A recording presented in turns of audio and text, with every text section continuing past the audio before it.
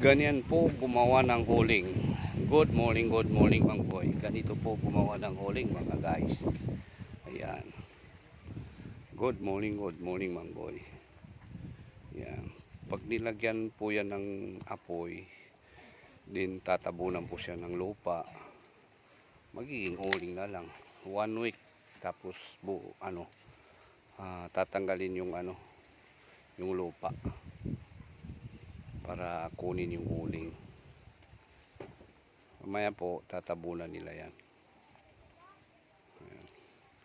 Dito po galing yan, mga kahoy na yan, dito galing sa ilog.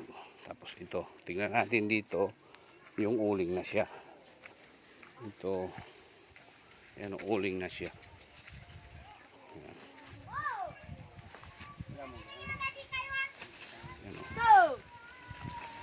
Ito na siya. Yan yung finish product. Yan. 25 po ang nakuha sa isang ganyan.